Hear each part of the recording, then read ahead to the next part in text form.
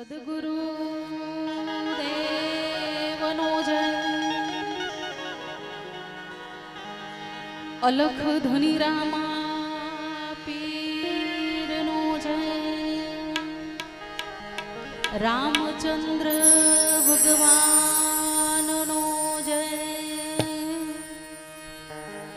નારાયણ રામ મહારાજનો જય પૂજ્ય શ્રી દલપત રામ મહારાજનો જય પૂજ્ય શ્રી કલ્યાણ રામ મહારાજનો જય સદગુરુ શ્રી ચિમન રામ મહારાજનો સર્વે સંતનો જય અપને ગુરુ મહારાજનો જય સત્ય સનાતન ધર્મનો જય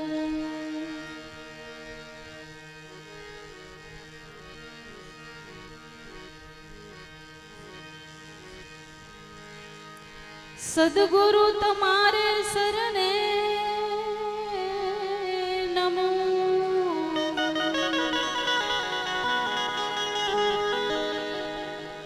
માંગુ પ્રેમ પ્રસાદ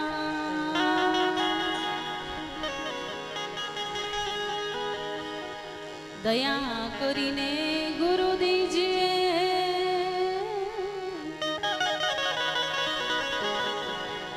હરિ રસયામૃત સાર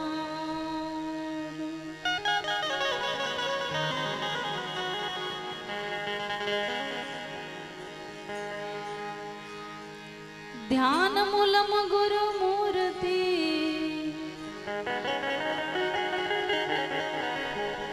પૂજા મૂલમ ગુરુ પદ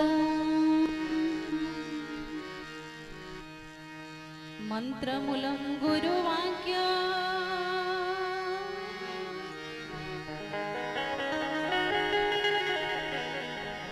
મોક્ષ મૂલમ ગુરુ કૃપા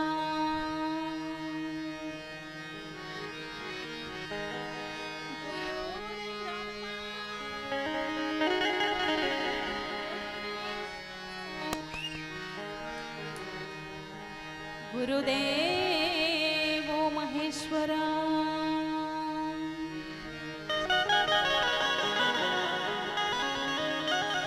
ગુરુ સાક્ષાત પરબ્રહ્મા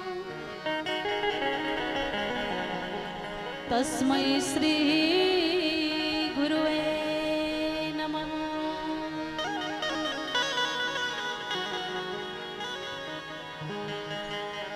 સદગુરુદેવનો જય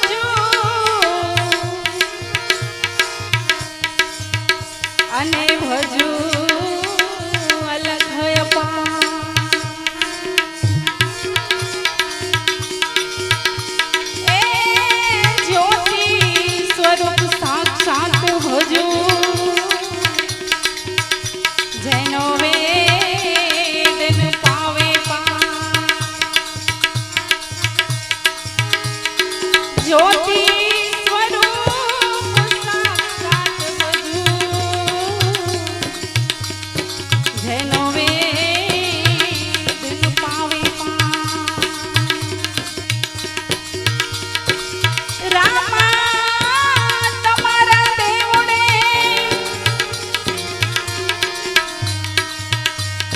અને બળે ગુગડના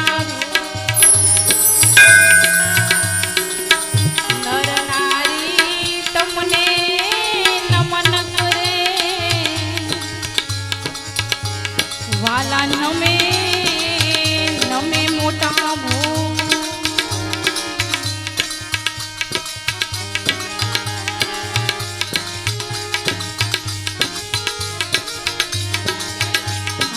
આજે આનંદનો દાડો સંતો મહારાજ આજે આનંદનો દાડો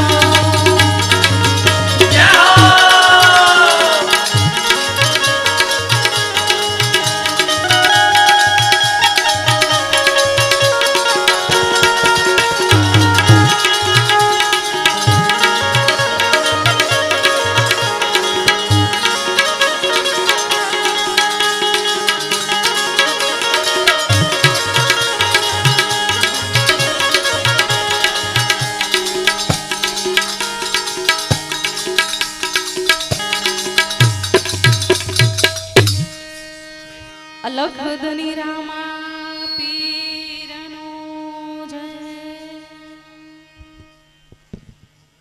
આજ રોજ ગુરુ પૂર્ણિમા મહોત્સવ નિમિત્તે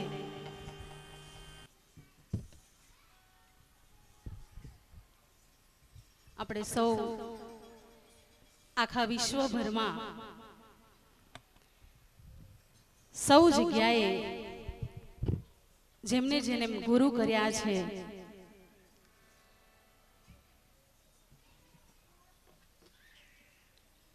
એ સૌને ગુરુ પૂર્ણિમા મહોત્સવની ખૂબ ખૂબ શુભકામનાઓ. જેમને ગુરુ મળ્યા છે એનો બેડો પાર થયો છે. આજનું પર્વ એટલે ગુરુ શિષ્યના ભાવનું, ગુરુ શિષ્યના પ્રેમનું પર્વ છે. આજનું પર્વ દુનિયાનું સર્વશ્રેષ્ઠ પર્વ છે. દુનિયાની માય, આ જગતની માય, આ સંસારની માય જેટલા જેટલા તહેવાર આવે છે, જેટલા જેટલા પર્વ આવે છે એ સૌ સામાજિક હોય છે. અને આજનું જે પર્વ છે એ આધ્યાત્મિક. આ પર્વ આ જીવને શિવની ગતિ તરફ લઈ જાય. આ પર્વ જીવને આધ્યાત્મિક માર્ગ તરફ લઈ જાય. આ પર્વ એટલે ગુરુ પર્વ. અને ગુરુ જગતમાં સર્વશ્રેષ્ઠ છે. એટલા માટે કીધું છે કે ગુરુપદ અધિક જાન જો સૌથી છે બળવાન. જય રામ કહે રામ કૃષ્ણ એ પણ ધરતા ગુરુનું ધ્યાન. આપણી ભારતની હિન્દુ ધર્મની સંસ્કૃતિમાં કીધું છે કે જેને ગુરુ ધારણ કર્યા છે એનો ઉદ્ધાર ચોક્કસ છે.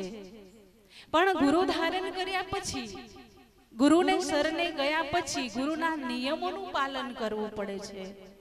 ગુરુની આજ્ઞાનું પાલન કરવું પડે છે.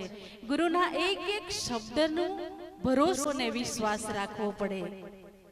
ગુરુની આજ્ઞા, ગુરુનો શબ્દ, ગુરુનું વચન આ શિષ્યને ભવસાગર પાર ઉતારે છે. પણ એને વળગીને રહેવું પડે. વચન ઉપર ભરોસો રખાય. વચન એટલે કોઈ પણ શિષ્યને અહીંયાથી ઊભા થઈને જાય અને આપણે શિષ્ય હોય અને ગુરુ આપણને કહે કે બેસો, હમણાં બેસી જાય, એનું આજ્ઞાનું પાલન કહેવાય. એટલે આ વચન કહેવાય. વચન બીજું નથી, આનું નામ વચન છે. એકવાર આવું ધોધમાર વરસતું ચોમાસું હતું. એ ચોમાસાની મય વચન ઉપર ભરોસો કોને કહેવાય? વચનના ભરોસે તમે રહો ને તો ભગવાન સદગુરુ મહારાજ તમને તારે તારે ને તારે, પણ વચનના ભરોસે રહેવું પડે. ભરોસો હોવો જોઈએ વચનનો. એકવાર આવું ચોમાસું હતું, ચોમાસાની માય બન્યું એવું કે જબરજસ્ત વરસાદ પડ્યો, ગામની માય પાણી ભરાઈ ગયું, પાણીથી આખું ગામ ડૂબી ગયું. ગામમાં જેટલા હતા એટલા બધા નીકળીને જતા રહ્યા. પણ એક ભગત એવો હતો, ભગવાનનો લાડીલો ભગત, કે હું ભક્તિ કરું છું, હું ભજન કરું છું અને મને મારા ભગવાન ઉપર ભરોસો છે કે મારો ભગવાન મને આટલા વિપત્તિ પરિસ્થિતિમાંથી મને બહાર કાઢશે, મને બચાવવા આવશે. આવું આ ભગતને ભગવાન પર ભરોસો. અને ભરોસો કઈ ખોટો નથી, ભરોસો કરવો જોઈએ. ભરોસો કરીને તો જુઓ, ભગવાન તારે છે. આટલો ભરોસો, આખું ગામ જતું રહ્યું પણ આ ભગત બેસી રહ્યા કે ભગવાન મને લેવા આવે, ભગવાન મને અહીંયાથી લઈ જાય તો જ હું આવીશ, મને મારા ભગવાન પર ભરોસો છે ને આવશે. એટલે બધા નીકળીને જાય એટલે બધા બોલાવતા જાય કે ચાલો આ બધા નીકળી ગયા, ચાલો આ પાણી ભરાય છે, ઘરમાં ભરાઈ ગયું છે, ચાલો બધા નીકળો. એટલે ગામ આખું નીકળ્યું ને તો એને બધા બોલાવા આવે પણ ના ગયો. પછી ગામના સરપંચ હતા ને, એ સરપંચ ગયા કે ચાલો હું જઉં એને લઈ આવું. સરપંચ આવીને કીધું કે ચાલ ભાઈ, આ પાણી ભરાય છે, ડૂબી જઈશ, ચાલ. તો કે નહીં, ભગવાન આવશે. સરપંચ મનાવી કાલાવાલા કરી અને જતા રહ્યા. ન બન્યું. પછી આમ કરતા કરતા બન્યું એવું કે ઘરમાં પાણી ભરાયું. એટલે ઘર ભરાઈ ગયું એટલે ઘરના છત ઉપર ચડી ગયા. છત ઉપર ચડ્યા, પાણી થઈ ગયું. એટલે પછી જળ વધારે, પાણી જળબંબાકાર થઈ જાય એટલે પછી હેલિકોપ્ટર આવે. હેલિકોપ્ટર વાળા આવ્યા, છત ઉપર બેઠો છે, હેલિકોપ્ટર વાળા આવ્યા. હેલિકોપ્ટર વાળા આવીને કીધું કે લે ભાઈ દોરડું પકડ અને અમે તમને લેવા આવ્યા છે, હેલિકોપ્ટરમાં બેસી જા, લે પકડ. તોય ના, મને ભગવાન લેવા આવશે, બાકી હું કોઈનાથી આવું નહીં, મને ભગવાન પર ભરોસો છે. હેલિકોપ્ટર વાળા મનાવીને ગયા. પછી બન્યું એવું કે જેમ જેમ પેલું ઘર માટીનું હતું ને, ભીનું થયું એમ દહરાયું અને આ ભાઈ ડૂબી ગયા, પાણીમાં ડૂબી ગયા. ભગવાન આવ્યા નહીં, પાણીમાં ડૂબી ગયા. એટલે પછી સીધા સ્વર્ગલોકમાં ગયા અને સ્વર્ગલોકમાં જઈને ભગવાનને પૂછ્યું કે પ્રભુ, મેં તો એવું સાંભળ્યું છું કે તમારા નામમાં જે વિશ્વાસ રાખે, તમારા નામ પર જે ભરોસો રાખે, તમારું ભજન કરે, એની લાજ તમે રાખો છો, એવું મેં સાંભળ્યું છે. પણ તમે મને લેવા કેમ નહીં આવ્યા? મારો વિશ્વાસ તોડ્યો. ભગવાને કીધું કે ભગત, તારી સમજણમાં ખોટું આવ્યું છે. તને ખરેખર તારી સમજણમાં ખોટું આવ્યું છે. જ્યારે થોડું પાણી હતું ને, ગામમાંથી બધા આયા ને, તો ગામમાંથી હું એક માણસના રૂપમાં આવ્યો અને તને કીધું કે ચાલ આ બધા નીકળે છે, ચાલ નીકળી જા, પણ તોય તું મને ન ઓળખ્યો. પછી સરપંચના રૂપમાં આવ્યો અને સરપંચના રૂપમાં આવીને તને કીધું કે ચાલ આ બધા નીકળી ગયા, તું એકલો જ રહી ગયો, ચાલ. આમ કરીને મેં સરપંચના રૂપમાં આવ્યો પણ તું મને ન ઓળખ્યો. હેલિકોપ્ટર વાળાના રૂપમાં આવ્યો પણ તોય તું મને ન ઓળખ્યો. એટલા માટે ના ઓળખ્યો એ તારી ભૂલ છે, મારી શું ભૂલ? હું તો કોઈના પણ રૂપમાં આવું. આપણે ભક્તિ કરીએ, આપણે ભજન કરીએ, કોઈના ને કોઈના રૂપમાં આવે એ આપણી ઓળખવાની ભૂલ હોય છે. બાકી ઓળખતા આવડે ને તો એ બધા જ રૂપમાં આવી અને આપણને અહીંયા બેઠા હોય ને મુશ્કેલી હોય ને આપણને કોઈ મદદ કરી જાય, એ ભગવાનનું સ્વરૂપ છે. આપણને પૈસાની જરૂર છે, ઘરમાં રૂપિયો નથી, અને એ સમયે કોઈક વ્યક્તિ આવીને એમ કહે ને કે ચિંતા ના કરીશ, હું છું ને, લે કેટલા જોઈએ છે, ખિસ્સામાં કાઢીને આપી દે ને, તો સમજી લેજો કે અમારો ભગવાન આવ્યો. મનુષ્યના રૂપમાં, ઇન્સાનના રૂપમાં ભગવાન આવીને કામ. ભગવાન કઈ ચતુર્ભુજ રૂપ ધારણ કરીને નહીં આવે, 4 હાથ ને ચક્ર ને ગદા ને બધું લઈને નહીં આવે ભગવાન. ભગવાન આવો મનુષ્ય, ઇન્સાન, માણસ બની અને આપણને તારે છે, આપણને દર્શન આપે છે, પણ આપણે નથી ઓળખી શકતા. અને એટલા માટે કીધું કે ઓળખવું પડે. ઓળખવા માટે, અને આપણને તો એવું છે કે આપણે બીજા પર ભરોસો કરીએ પણ ગુરુ વાક્ય ઉપર, ગુરુના શબ્દ ઉપર નહીં. બાકી આટલું આપણે સત્સંગ સાંભળીએ, કેમ ફરક ના પડે આપણામાં? કેમ વિશ્વાસ ન આવે? આપણે બીજાનું સાંભળીએ બીજાની વાત માનીએ પણ ગુરુના શબ્દ પર, ગુરુના વાક્ય પર, ગુરુની વાણી પર ભરોસો નહીં.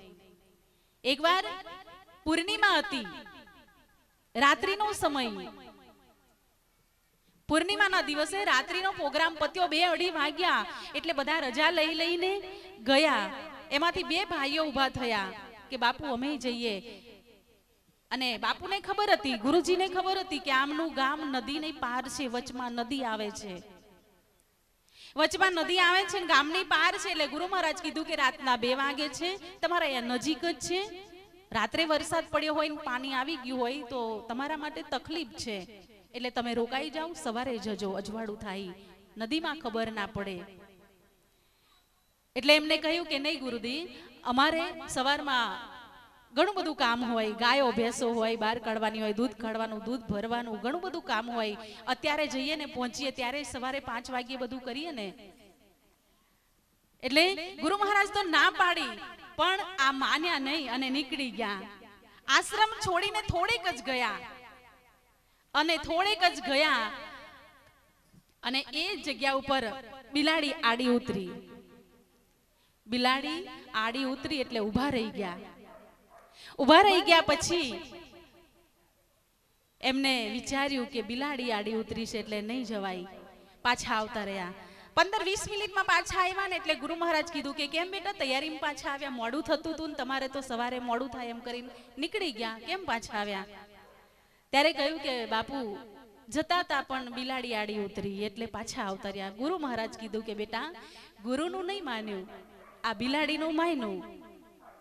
ગુરુ મહારાજ કીધું કે રોકાઈ જાઓ ત્યારે તમે નહીં રોકાયા. બિલાડી ખાલી આડી જ ઉતરી એટલામાં પાછા વળી ગયા. આ જગતના જીવો આવા છે, ગુરુના વાક્ય ઉપર ભરોસો નહીં, ગુરુના શબ્દ પર ભરોસો નહીં, ગુરુના વચન પર ભરોસો નહીં. ગુરુ કેમ તે નહીં કરે, પણ આ આપણે બીજાનું માનીએ છીએ એટલે આપણી આ ગતિ છે, એટલે આપણામાં પરિવર્તન ના આવે એનું કારણ આ છે. વાક્ય ઉપર ભરોસો રાખો, શબ્દ પર ભરોસો રાખો, વચન પર ભરોસો રાખો. શું ન થાય? વચને વર્યા એ વિશ્વથી ન્યારા પૂજાય છે થઈને દેવો. જુઓ ઝડકે રામ કૃષ્ણ જગતમાં પુરાણ દાખલો લેવો.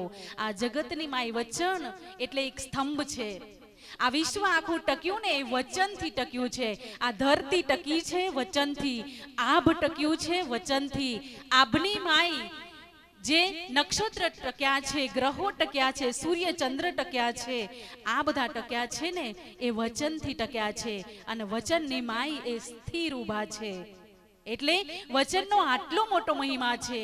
આપણે જો ગુરુ કર્યા હોય ને તો આપણને આ ખબર હોવી જોઈએ કે વચન એટલે શું. ગુરુના વાક્ય ઉપર, ગુરુના શબ્દ ઉપર, ગુરુને એના ઉપર ભરોસો હોવો જોઈએ. સદગુરુ દેવનો જય. હવે એક વાણી કરીશું અને અમારે નાની નાની બાલિકાઓ પણ તૈયાર થઈને સ્વાગત માટે આવ્યા છે. એમને પણ આપણે સમય આપવાનો છે. પણ આપણા ધારાસભ્યશ્રીનો ફોન આવ્યો કે મને થોડોક સમય લાગશે, હું આવું છું. તો આવે અને પછી સન્માન કરીએ, સ્વાગત કરીએ તો વધારે સારું લાગે. એટલા માટે આપણે ત્યાં સુધી ભજન સત્સંગનો સમય લઈએ. સદગુરુ દેવનો જય.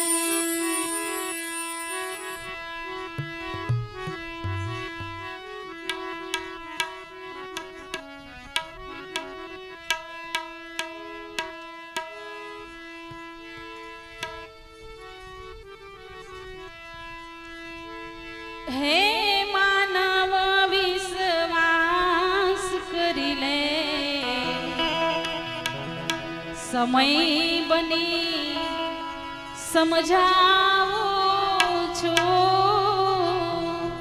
ભગવાન કે છે આ જીવનમાં ને કે હે માનવ વિશ્વાસ કરી લે, સમય બની સમજાવું છું. દુઃખમાં તને સહારો આપું છું, સુખમાં તને શાંતિ આપું છું. અને જ્યારે જ્યારે મુશ્કેલી પડે ત્યારે હું આવીને ઊભો રહું છું. એ કીધું છે કે હે માનવ વિશ્વાસ કરી લે. હે માનવ વિશ્વાસ કરી લે, સમય બની સમજાવું છું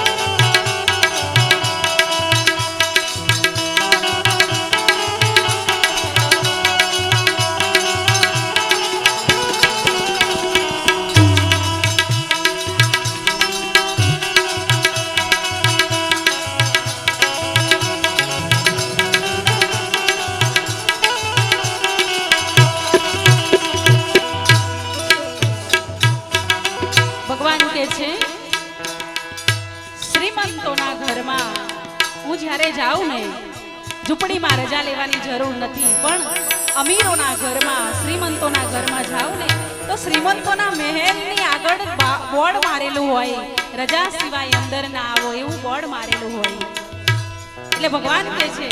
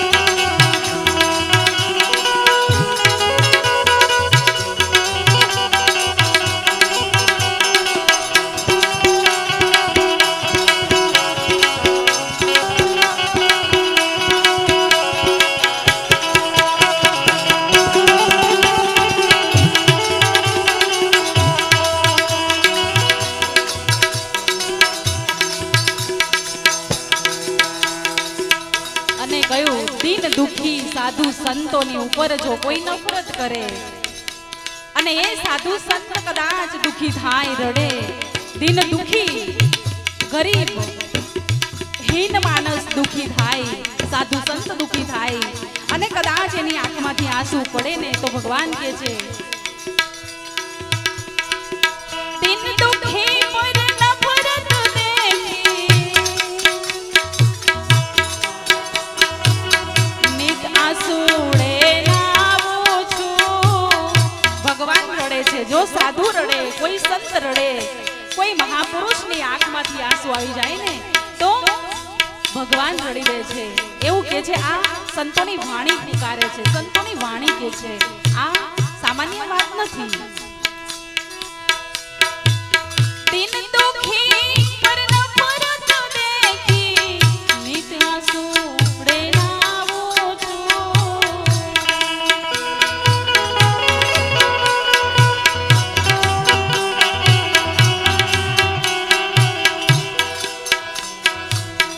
દિન દુખી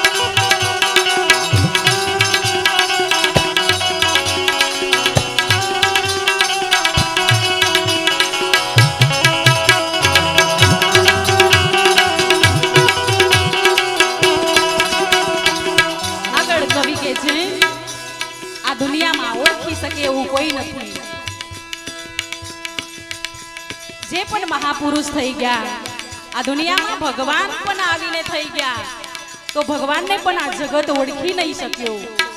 કાળિયો ઠાકોર જ્યારે દ્વારિકામાં હતો ને કૃષ્ણ કનૈયો, ત્યારે એને પણ એક ગોવાળિયો તરીકે માનતા. સગા સંબંધી અને કાળિયો ગોવાળિયો કરીને, કાનુડો કરીને માનતા. એને કોઈ ઓળખ્યો નહીં. ભગવાન પણ આ દુનિયામાં આવીને જાય, ન ઓળખે ઇન્સાનને તો ક્યાંથી ઓળખી શકે? આ દુનિયામાં ભગવાનને ના ઓળખી શકે આ જગત, સાધુ સંતને ના ઓળખી શકે આ જગત.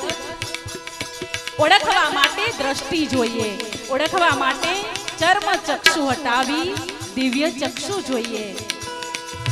અને એ દિવ્ય ચક્ષુ મળે ને તો આ શરીર બાદ કરીને મારા ને તમારા આત્મા સિવાય કશું ન જોવાય. અને આત્મા સાથે તો પ્રીત થાય, આત્મા સાથે તો ભાવ થાય, આત્મા સાથે પ્રેમ થાય, ઈર્ષા ન થાય, ક્રોધ ન થાય, અદેખાઈ ન થાય. આ તો શરીર દેખાય ને તો આ બધું દેખાય. એટલે કહ્યું છે કે શરીરને બાદ કરીને જુઓ, આ શરીરની માય દિવ્ય વિભૂતિ બેઠી છે. આ શરીરની માય અદ્ભુત દિવ્ય એવો પ્રકાશ પુંજ બેઠો છે. અને એટલે કહ્યું કે એને ઓળખી લો, સદગુરુના શરણમાં જઈ દિવ્ય દ્રષ્ટિ મેળવી અને એ સ્વરૂપના ભાન કરી લો, ઓળખી લો, સ્વરૂપ જાણી લો. એટલે કહ્યું છે ઓળખનારા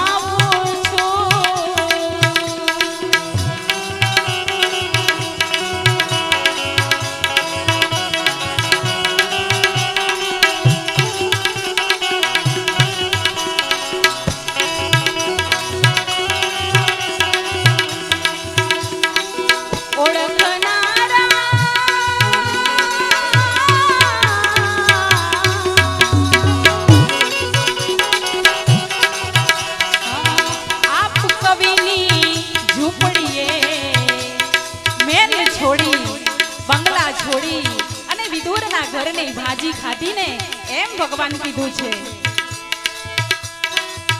આપ કવિની ઝૂંપડીએ હું રામ બની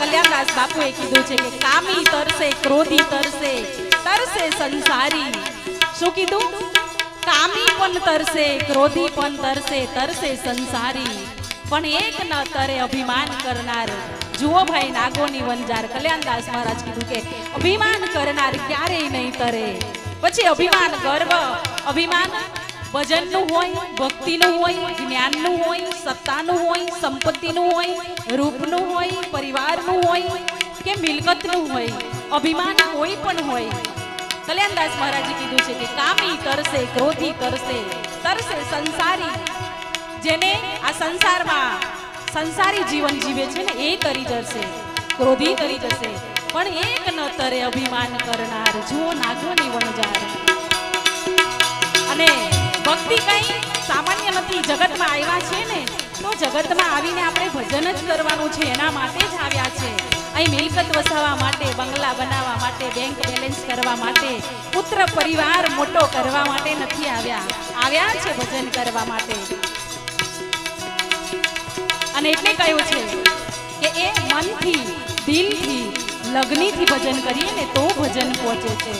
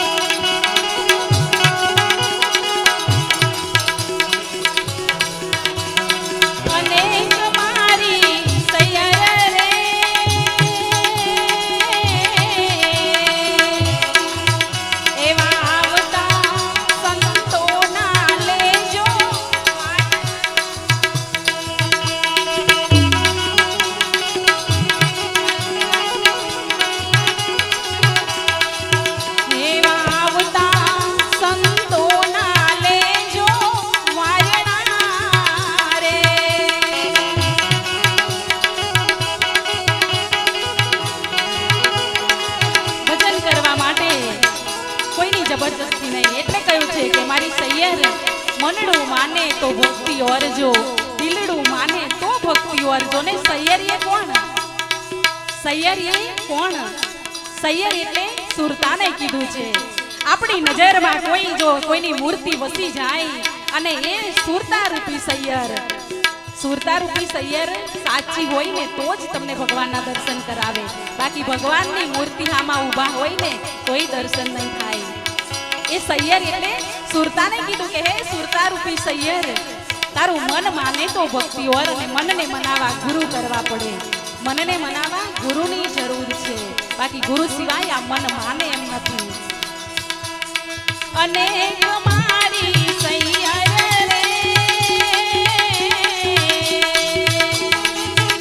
એવી કુવાની છાયા રે કુવામાં વિસમે રે.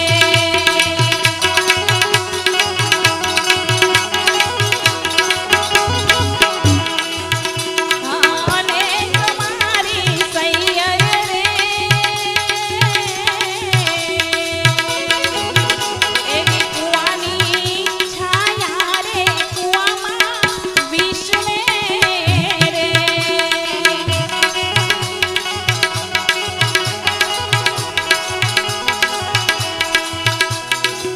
હેજી તો કદી ન નીકળે પાર મારી સૈયર રે એવા મનડા માને તો ભક્તિ ઓરજો રે. એવા દિલડા માને તો ભક્તિ ઓરજો રે.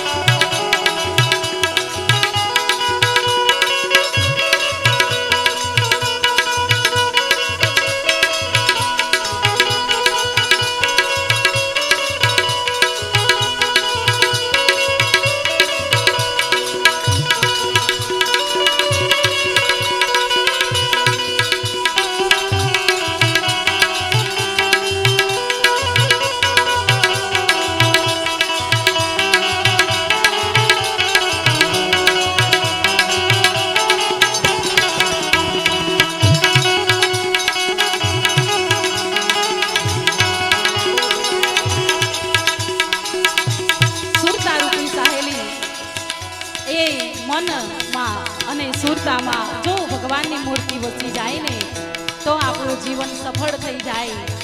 બાકી આ પાંચ તત્વનો બંગલો છે ને એક દિવસે આ પાંચ તત્વમાં મળી જશે. માટી માટીમાં મળી જશે, જળ જળમાં મળી જશે, અગ્નિ અગ્નિમાં મળી જશે. અને તેજ, આ તેજ શરીરમાં છે ને તો આ દેહ છે. તેજ એક વખત નીકળીને જતું રહે ને એટલે આ દેહમાંથી તેજ તત્વ જતું રહે, પુંજ તત્વ જતું રહે. એટલે આ દેહ નકામો છે. આ દેહની માય એટલી મોટી, એટલી બધી સરસ ને સરસ વસ્તુઓ મૂકેલી છે. 900 નાળી, 72 કોઠા, 52 બજાર. પણ આમાંથી એક જ તત્વ, આત્મ તત્વ નીકળીને જતું રહે ને તો આ બજાર બજાર બધું બંધ થઈ જાય. એક જ વસ્તુ નીકળી જાય. અને એટલે કહ્યું છે કે ભક્તિ કરવા માટે કોઈની જરૂર નથી. આપણું મન માની જાય ને સંસારમાંથી, વિષયોમાંથી, વ્યસનમાંથી મન માની જાય તો ભજન થઈ જાય. પણ મનને મનાવવું બહુ અઘરું છે.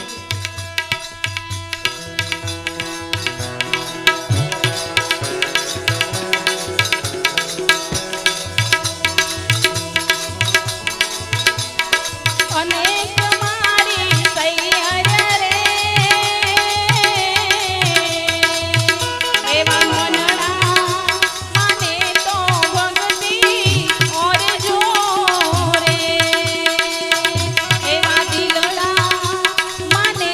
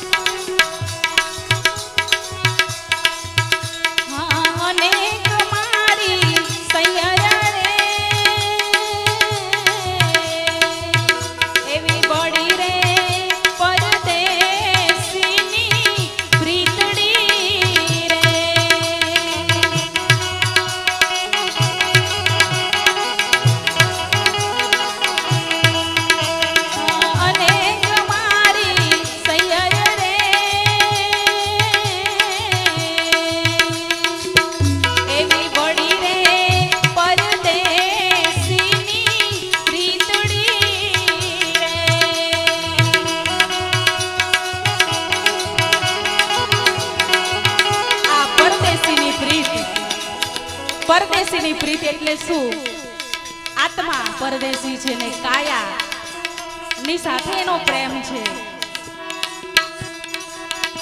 કાયાની સાથેની પ્રીતની બંધાઈ છે એટલે આ દેહ બધાને બહુ ગમે. મને મારો દેહ ગમે, તમને તમારો દેહ ગમે. આ દેહની સાથે આત્માની પ્રીત છે, દેહની સાથે આત્માનો પ્રેમ છે એટલે એને ગમે છે. અને એટલે કહ્યું છે કે પરદેશીની પ્રીત એ આત્મા એક દિવસે આ દેહને મૂકીને જતો રહેશે, એક દિવસ આ શરીરને મૂકીને જતો રહેશે. અને એ આત્મા એ પરદેશી છે, આની સાથે પ્રીત જોડાયેલી છે.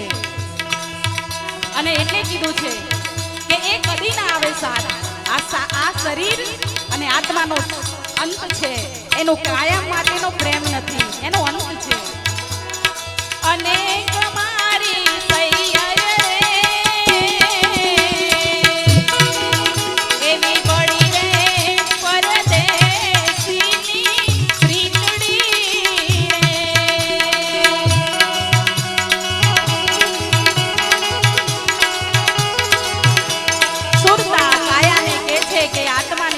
તારી પ્રીત છે પણ એ કાયમની નથી. તું કાયમની પ્રીત પરમાત્મા સાથે કરી લે, તું કાયમની પ્રીત તારા ઈશ્વર સાથે કરી લે, તારા માલિક સાથે કરી લે. આ દેહ સાથે, આ સંપત્તિ સાથે, આ દુનિયા સાથે ગમે એટલી પ્રીત કરીશ એ નાશવંત છે, એક દિવસે મૂકવાની છે.